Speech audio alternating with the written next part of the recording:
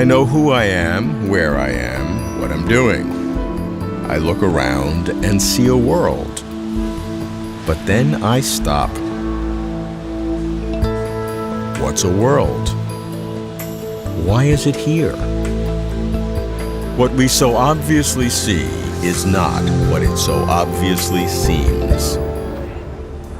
Dig down, dig around, way around. What's to see, what's to know, how to find ultimate reality. Deep explanations of our world vary greatly, from hardcore physicalism to true believer theism to fantastic metaphysics. What is ultimate reality? I'm Robert Lawrence Kuhn, and closer to truth is my journey to find out.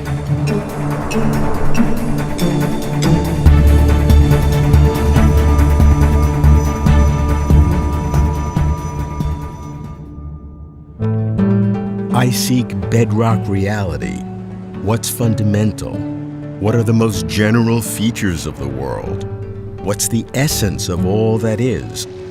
I'm of two minds here, two ways of thinking, scientific and philosophical. I explore both, oscillate between them, try to keep balance. Philosophy comes first, organizes the issues, maps the terrain.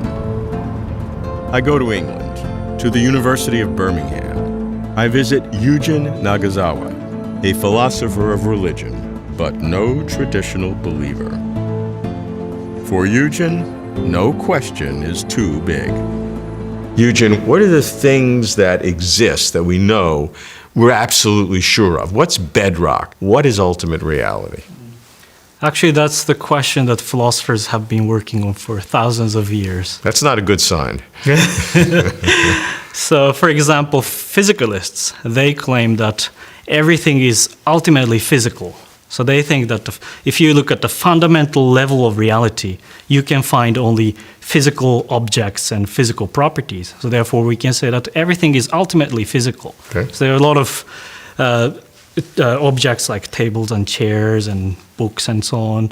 And also there is consciousness, but even consciousness is ultimately physical, because if you look at the bottom level of reality, you can only find physical entities. And dualists think that there is something special about consciousness or mental properties. So they think that if you look at the bottom level of reality, you can find both physical entities and mental entities or non-physical entities. So if you are a dualist and you have mental properties being special and independent and irreducible, that at least would give you some space for the potential of a God to exist, because a God is disembodied mental consciousness. Right. So theists tend to say that God is incorporeal and spiritual and non-physical. So if dualism is true, then possibly theism is true, and right. God is a non-physical mental being. But if physicalism is true, then God, certainly in any traditional sense, is impossible. That is correct. But the worry that I have is that maybe there is no such thing as the bottom level of reality. Maybe reality is infinitely reducible. Perhaps we can analyze your consciousness and we can reduce your consciousness into proto-conscious properties. But maybe proto-conscious properties are reduced to further proto-conscious properties and so on. And maybe we never reach the bottom level of reality, and that could be really devastating. I think it's a genuine possibility. There is nothing logically contradictory about thinking that everything is infinitely decomposable. I agree, there's nothing logically contradictory in it, but it just sounds so wildly implausible, because there are certain physical constraints at the so-called Planck length. At that level, our sense of space and time fall apart. So it seems to be some bottom level. If you formulate this problem in terms of decomposition, that might be true. But we can run a similar problem in terms of explanation or causation. So maybe there's no infinite level of decomposition, but there might be an infinite continuity of explanation or causation. So what would be the implications of that? My suggestion is that perhaps we shouldn't try to find a bottom level of reality. Maybe we should just look at the top level of reality. Maybe the whole is more fundamental than its components. That means that the universe as a whole is most fundamental, and we are just derivatives of the whole universe, which is most fundamental and prior to our existence. And this is a very strange view, because I don't know if we can call this view a form of physicalism or dualism or idealism. You might think that this is a form of physicalism because the universe is what exists, and the universe contains a lot of physical objects and properties. But that's exactly the wrong way of looking at the problem, because we have agreed that the universe is most fundamental, right? So if we want to determine the ultimate nature of reality, we have to look at the nature of the whole rather than its components. So we cannot say that the universe is ultimately physical because it contains a lot of physical entities. You cannot do that. And this is a very strange view. Infinite levels of decomposition, infinite continuity of explanation or causation, down and down, ever lower, never ending. Eugen's disruptive point is that the universe as a whole may be fundamental, not the stuff in the universe. For this reason, he says, everything is up for grabs. Because if the universe as a whole is fundamental, reality could be physicalism, dualism, or even idealism, where only the mental is real. I like disruption. It forces a radical re-look at reality. I shouldn't get carried away. I should talk to a scientist. I go to Oxford, England, to meet a quantum physicist, the author of The Fabric of Reality, David Deutsch. David, what are the elements of the fabric of reality? It's about what's fundamental, and more specifically, about the most fundamental things that we know. What I call fundamental, a fundamental idea, is one that is needed in the explanation of many other ideas or many other phenomena and so on. And the most fundamental ones we know are basically the ones that are needed in the explanation of practically everything. And there are four that I picked out as being the most fundamental, formed a sort of unified fabric of reality, a conception of the world, where none of them could be understood without the other three. And they were the quantum physics, which is my actual field, and then the theory of evolution, the theory of computation, and the theory of knowledge, which is usually not even considered part of science. But those were the four strands. Give me a quick synopsis of each of the four. Quantum theory is the language that all other theories in physics are expressed in, and it sort of constrains the kinds of ideas that one can express within physics. It's the deepest and most successful theory. Good. Evolution. And then, so the theory of evolution is the basic theory of emergent properties. It's how large objects can have properties, can be understood in terms that do not follow from their low-level definitions in terms of atoms. Darwin solved one of the fundamental mysteries of nature, but it cannot be expressed in terms of atoms. Computation. And then the theory of computation is the theory of what processes in nature are independent of or transcend the material substance that they are embodied in. So, for example, I can say, I had an idea last year and now I'm telling it to you. And that idea is an abstract entity that is instantiated in, first of all, it's instantiated in the brain, then it's instantiated in movements of my mouth, then in vibrations of air molecules and so on. And it can be instantiated in ink on paper and an enormous variety of things. But in order to understand any of those transitions, you have to understand that what is affecting things, what is moving things here, is the information itself, not its instantiations. And the general theory of how information is processed in the world is the theory of computation. And that immediately leads to knowledge, which is the kind of information that can do things.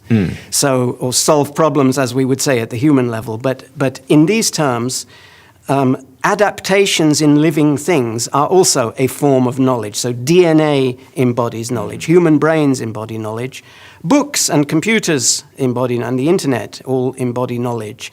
And the thing about the knowledge that makes it fundamental is that if you think of any kind of transformation of a physical system, from hot to cold, or from a block of marble into a statue and so on, if you think about all possible transformations that are permitted by the laws of physics, the overwhelming majority of those only happen if the right knowledge is present. So from the point of view of what can be transformed into what, it's practically all the theory of what knowledge can do.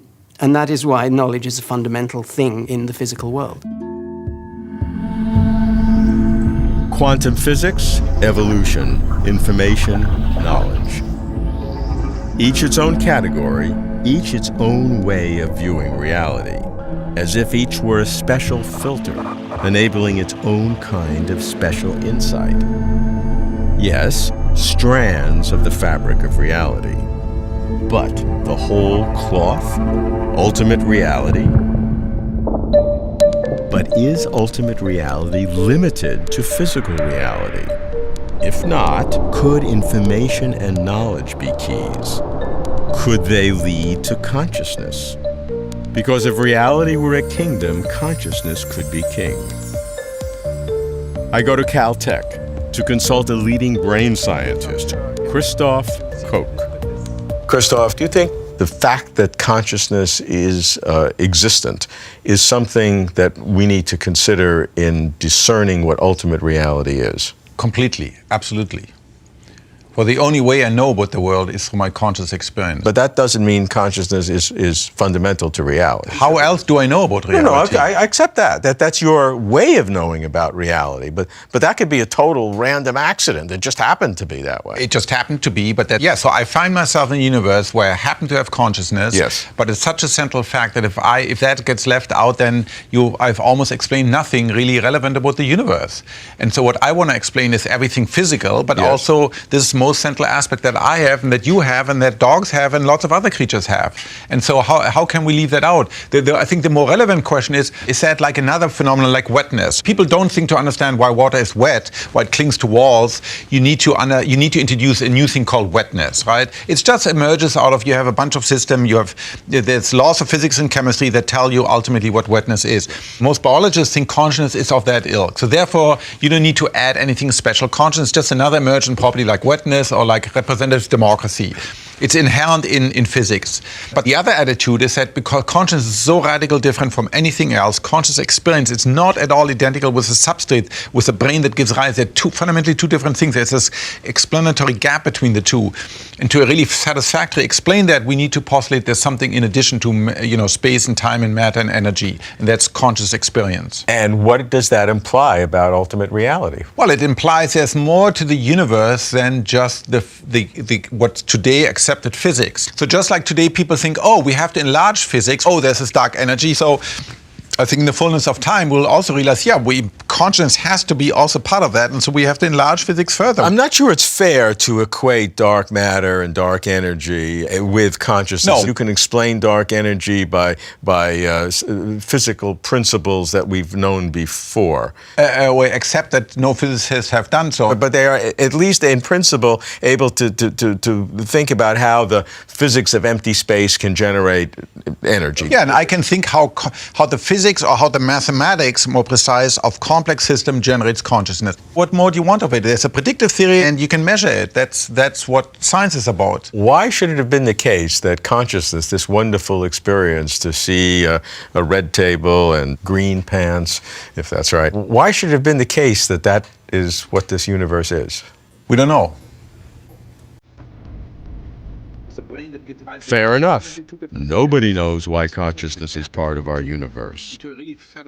But Christoph argues that there's more to our universe than just what is known by today's physics, and that to explain consciousness, physics will have to be enlarged. There is another possibility, some kind of overarching principle that transcends the physical. I go back to Birmingham, England, to meet the distinguished philosopher of religion, John Hick. John, I love talking about ultimate reality. You've talked about something called the real. I'd like to understand what that is. The real is something that we have to postulate in order to understand certain data. The data include the experience of a transcendent reality of some kind, in religious experience or transcendental experience. It includes the fact of a plurality of religions and the fact that in their belief systems they contradict one another very often.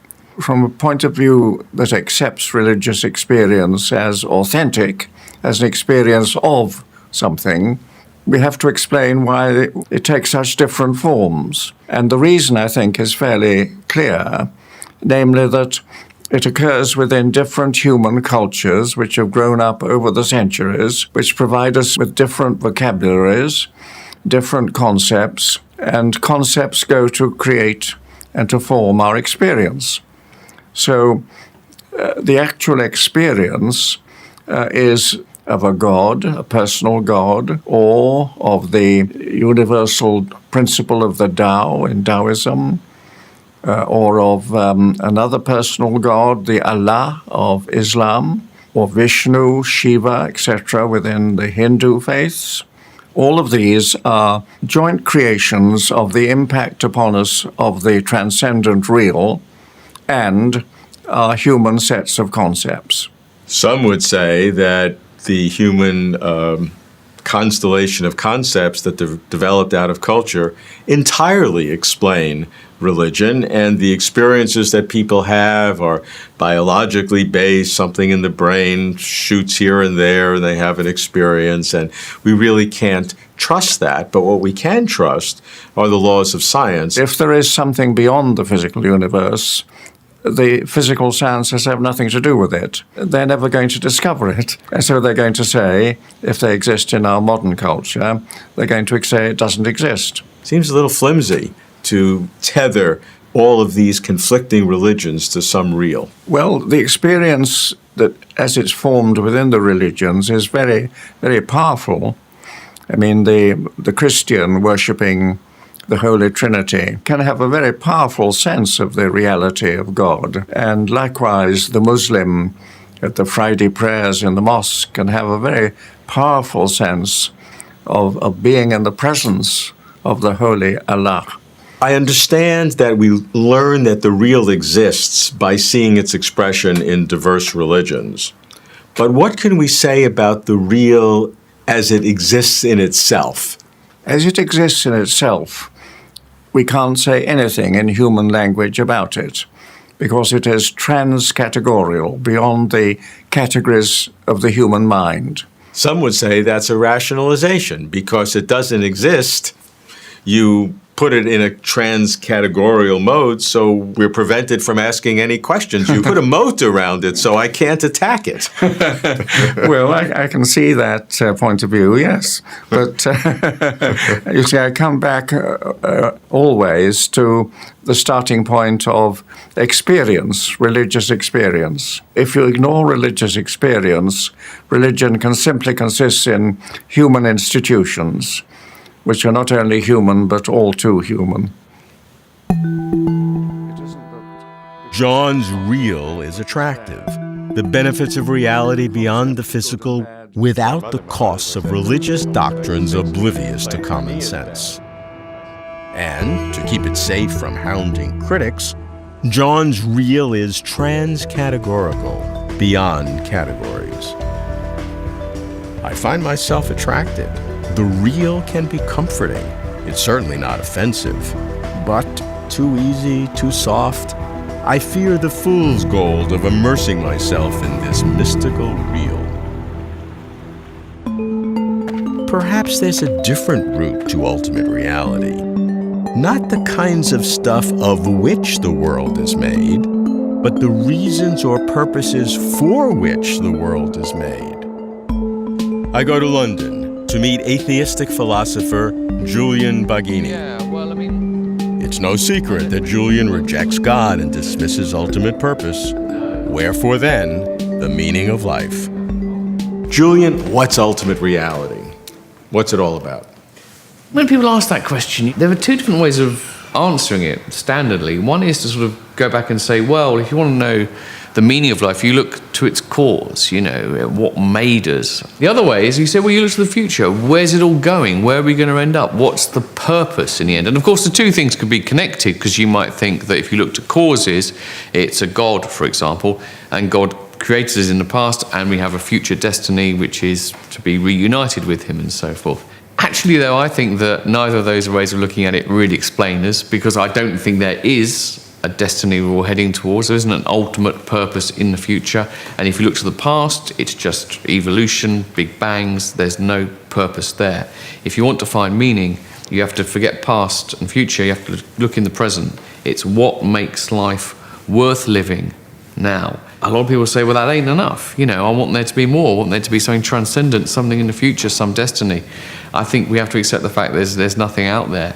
We have to find what makes life living now. For me, that's a cop-out. If that's true, if there's no I don't care to make meaning today. It's meaningless. You don't care? I think that's interesting. People have that assumption. I don't know why that assumption holds, because certainly there are plenty of people who come to believe that there is no pre-existing meaning who have no problem living their lives from day to day. Oh, I have no problem living my life from day to day. I just don't think if there isn't any overarching purpose that I don't want to artificially create some superficial purpose and try to fool myself into thinking that there's something real today when there isn't. Oh, but I'm not quite sure what you're saying. Create some artificial purpose or meaning or pretend there's something real. There is something real. There's life. There's experience. There's relationships. There's beauty. There's love.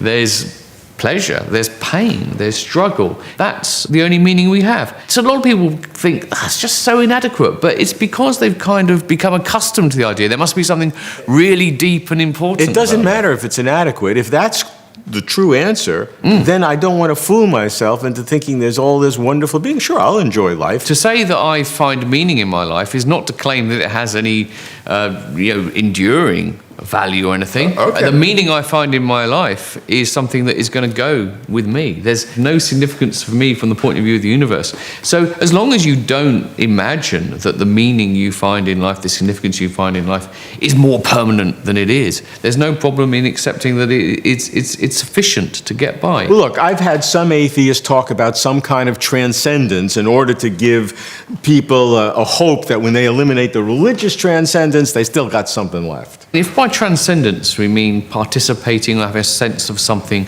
greater than ourselves, then you can have a sense of transcendence in a secular sense. You can have it through an artistic experience or experience of nature. But I think we have to be honest as atheists and say that this is a lesser transcendence. It's one thing to participate in something which is perhaps a little bit greater than ourselves. It's quite different, though, to feel like participating in the divine and the eternal. So I just think we have to be honest. There are losses. If you give up the religious life, there are some kinds of experience of transcendence and so forth which are not accessible to you. That is the price of truth, as an atheist would see it. We have to be honest, it is a price.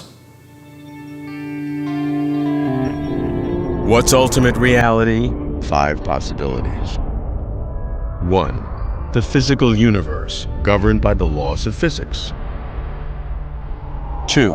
An extended physical universe, with deep meta-laws, perhaps deeper than we can imagine.